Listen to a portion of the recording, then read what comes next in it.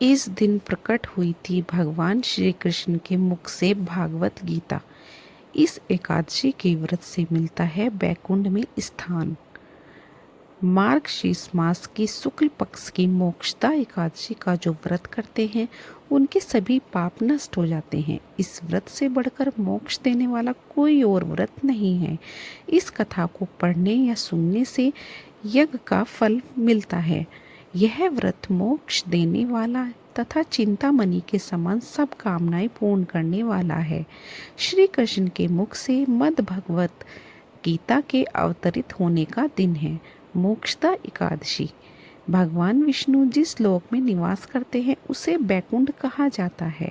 शास्त्रों के अनुसार बहुत सारी पुण्य मनुष्य से इस लोक में स्थान मिलता है, या जो यहाँ पहुँच जाता है वह पुनः गर्भ में नहीं आता, क्योंकि उसे मोक्ष की प्राप्ति हो जाती है।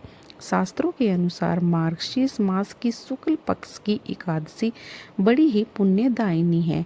इस एकादशी के दिन व्रत करके गीता के 11वें अध्याय का पाठ करने वाले के पाप नष्ट हो जाते हैं और व्यक्ति मोक्ष पाने का अधिकारी बन जाता है। इसलिए इस एकादशी को मोक्षदा एकादशी कहा जाता है। इस एकादशी का विशेष महत्व इसलिए भी है क्योंकि इसी दिन भगवान श्री कृष्ण ने अर्जुन को मोह भंग करने के लिए मोक्ष प्रदायिनी श्रीमद् भगवत गीता का उपदेश दिया था। इसलिए इस दिन को गीता जयंती के नाम से भी जाना जाता है। इस एकादशी के व्रत से मिलता है बैकुंठ में स्थान। मार्गशीर्ष एकादशी मोक्षदा एकादशी व्रत कथा। महाराज युधिष्ठिर ने कहा, हे भगवान, आप तीनों लोकों के स्वामी हैं, सबको सुख देने वाले और जगत के पिता हैं। मैं आपको नमस्कार करता हूँ। हे देवी, हे देव, आप सबके हितैषी हैं, अतः मेरे संशय को दूर कर मुझे बताइए कि मार्गशीर्ष एकादशी का क्या नाम है, उस दिन कौन से देवता का पूजन किया जाता है और उसकी क्या विधि है, कृपया मुझे बताइए। भगवान श्री कृष्ण कहने लगे कि धर्मराज, तुमने बहुत ही बड़ा अच्छा प्रश्न किया है। इसके सुनने से तुम्हारा यश संसार में फैलेगा। मार्गशीर्ष शुक्ल एकादशी अनेक पापों को नष्ट करने वाली है। इसका नाम मोक्षदा एकादशी है। इस दिन दामोदर भगवान की धूप दीप नैवेद्य आदि से भक्ति पूर्वक पूजा करनी चाहिए। अब इस विषय में मैं एक पुराणों की कथा कहता हूँ। गोकुल नाम के नगर में वैखानस नामक राजा राज्य करता था। उसके राज्य में चारों वेदों के ज्ञाता ब्राह्मण रहते थे। वह राजा अपनी प्रजा का पुत्रवत पालन करता था। एक बार रात्रि में राजा ने एक स्वप्न देखा, उसके पिता नरक में हैं। उसे बड़ा आश्चर्य हुआ। प्रातः वह विद्वानों ब्राह्मणों के पास गया और अपना सपना सुनाया। कहा, मैंने अपने पिता को नरक में कष्ट उठाते देखा है। उन्होंने मुझसे कहा कि हे पुत्र, मैं नरक में पड़ा हूँ, यहाँ से तुम मुझे मुक्त कराओ। जब से मैंने ये वचन सुने हैं तब से मैं बहुत बेचैन हूँ। चित्त में बड़ी अशांति हो रही है। मुझे इस राज्य, धन, पुत्र, स्त्री, हाथी घोड़े आदि में कुछ सुख प्रतीत नहीं होता। क्या करूँ? राजा ने कहा, हे ब्राह्मण देवताओं, इस दुख के कारण मेरा सारा शरीर जल रहा है। अब आप कृपा करके कोई तप, दान, व्रत आदि ऐसा उपाय बताइए जिससे मेरे पिता को मुक्ति मिल जाए। उस पुत्र का जीवन व्यर्थ है जो अपने माता पिता का उद्धार न कर सके। एक उत्तम पुत्र जो अपने माता पिता तथा पूर्वजों का उद्धार करता है वह 1000 मूर्ख पुत्रों से अच्छा है। जैसे एक चंद्रमा सारे जगत में प्रकाश कर देता है परंतु हजारों तारे नहीं कर सकते। ब्राह्मणों ने कहा, हे राजन, यहाँ पास ही भूत भविष्य वर्तमान के ज्ञाता पर्वत ऋषि का आश्रम है। आपकी समस्या का वे हल जरूर करेंगे।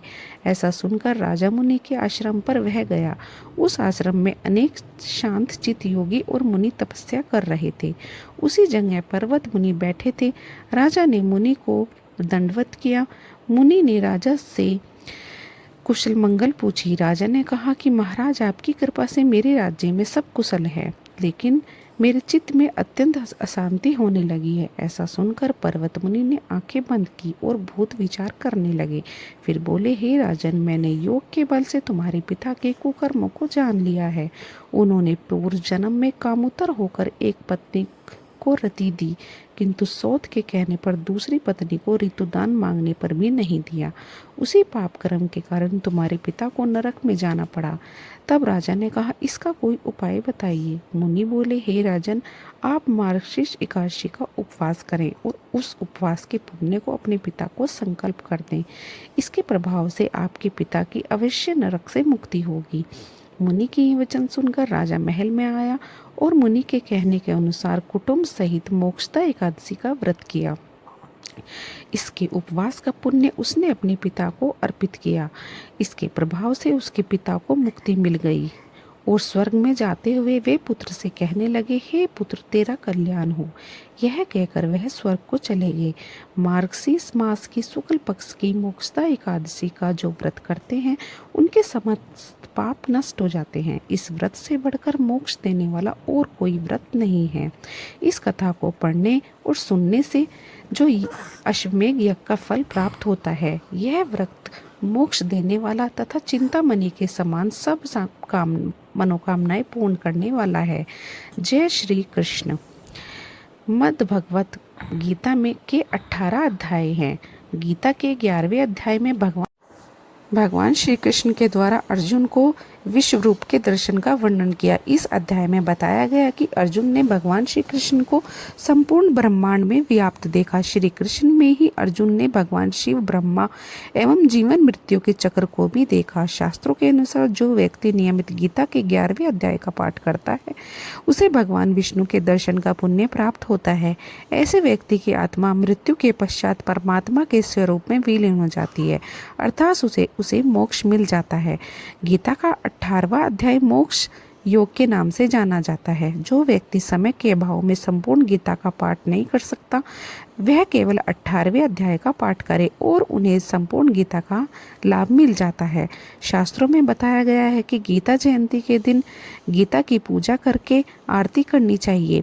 इसके पश्चात गीता का पाठ करना चाहिए। इससे महापुण्य की प्राप्ति होती है। गीता पाठ का पुण्य प्राप्त करने के लिए यह भी ध्यान रखना चाहिए कि गीता मनुष्य को आदर्श जीवन जीने की सलाह देता है। व्यक्ति को गीता का पाठ करके इसके ज्ञान को अपने जीवन में भी अपनाना चाहिए, तभी गीता के पाठ का लाभ मिलता है। दोस्तों, आपको ये जानकारी कैसी लगी है, आप मुझे कमेंट करके ज़रूर बताइएगा। और अगर आपको वीडियो पसंद आया हो तो इसको लाइक कीजिएगा और अपने दोस्तों के साथ ज़रूर शेयर कीजिएगा। कमेंट बॉक्स में जय श्री कृष्ण लिखना ना भूलें और ऐसी ही बहुत सारी कहानियों को सुनने के लिए हमारे चैनल को सब्सक्राइब जरूर करना। तो मिलते हैं इसी तरह की अगली वीडियो के साथ। तब तक के लिए जय श्री कृष्ण। हर हर महादेव।